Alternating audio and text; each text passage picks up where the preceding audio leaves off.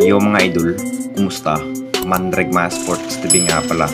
Ating pag-usapan, Barangay Nibra, Maverick Ahamisi, naghalimaw sa laban. At Barangay Nibra versus Meralco, Game 1 Semifinals. Pero bago na nga yan, kung bago ka lang sa aking channel, huwag mong kalimutan mag-subscribe at i-click ang notification bell para like kang updated sa tinitis upload pa natin.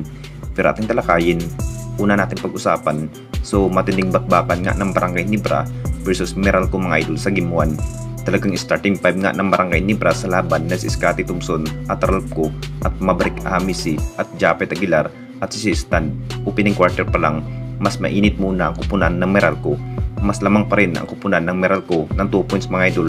Pero sa unang laban, naghalimaw pa rin ang ipinikitang laban si Maverick Ahamisi mga idol.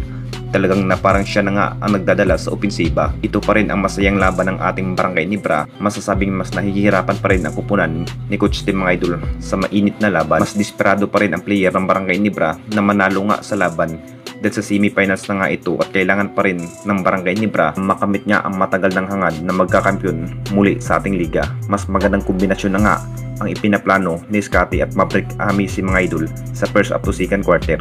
Nakapagtala pa rin si Maverick Ahamisi ng 10 points sa first up to second quarter, pero hindi pa rin nagpapauli ang ating big man na si Japet Aguilar mga idol sa binted area. Malaking itulong rin sa rebound at defense. At dito na naman tayo sa isa pa nating balita, Barangay Nibra versus Meralco Semifinals Game 1 Best of 7 Series.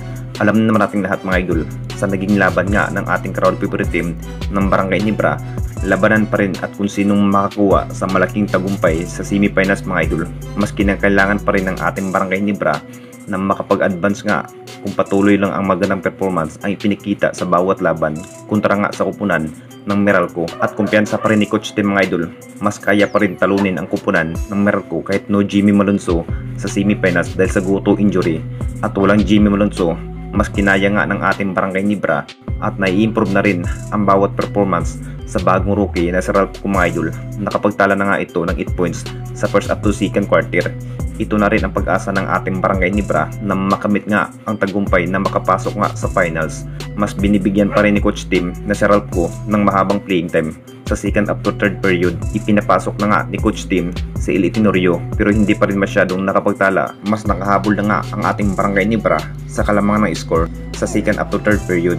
At dito na rin nakahabol ang kupunan ng Meralco sa third period dahil sa outside shooting ni Chris Newsome. Mas kinabahan pa rin ang pangyayari ng ating Barangay Nibra sa bakbakan dahil mas desperado pa rin ang kupunan ng Meralco na manalo nga sa laban. Anong masasabi ninyo mga idol tungkol sa ating video?